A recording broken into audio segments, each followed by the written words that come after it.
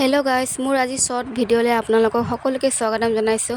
আজি দুপৰীয়া সাঁজ কঁঠালে খাম বুলি ভাবিছোঁ। এই কঁঠালটো কাটি ল'লোঁ, অলপমান বুঢ়া হৈছেগৈ আৰু এইফালে কঁঠাল গুটি হৈছিলেই।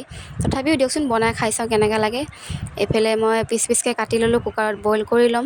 এনেকৈ কেঁচাকৈ গুচালে আঠা লাগি ধৰিব বহুত, সেইকাৰণে মই এইফালে কুকাৰত বইল কৰি লোৱা এইফালে ৰেডি কৰি ৰাখিলোঁ আলু চালু। এইফালে মই পিঁয়াজ দুটা কাটি থৈ দিছিলোঁ। এইফালে মই গোটা মছলা গুড়ি কৰি ৰাখিছিলোঁ, আদা নহৰু যত যিমান আছিলে। এইফালে মই কেৰাহীত তেল দি দিলোঁ, এটা জলকীয়া দি দিলোঁ। এতিয়া মই পিঁয়াজখিনি দি দিম। পিঁয়াজখিনি ৰঙচুৱা হোৱালৈকে ভাজিম ভালকৈ। ভাজি মই আপোনাৰ যিখিনি মই মছলা ৰেডি কৰি ৰাখিছিলোঁ, মছলাখিনি মই তেতিয়া ঢালি দিম। ঢালি দিয়াৰ পিছত যিহেতু কেঁচা মছলা হয়, সেইকাৰণে মই মছলাখিনি গোন্ধ যাব কাৰণে মই এইখিনি অলপমান ভাজিম। এতিয়া মই অকণমান হালধি দি দিলোঁ, সোৱাদ অনুসৰি মই নিমখো দি দিম অলপমান, একেলগে চব।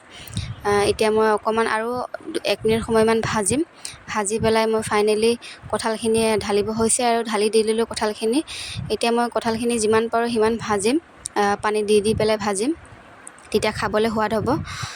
মোৰ দেখিছেনে, কৈ থাকোঁতে মোৰ জিভাৰ পানীয়ে পৰিছে। এইবাৰ ফাৰ্ষ্ট মানে খামটো, এই বতৰৰ প্ৰথম কঁঠাল খাইছোঁ আৰু এইবাৰ।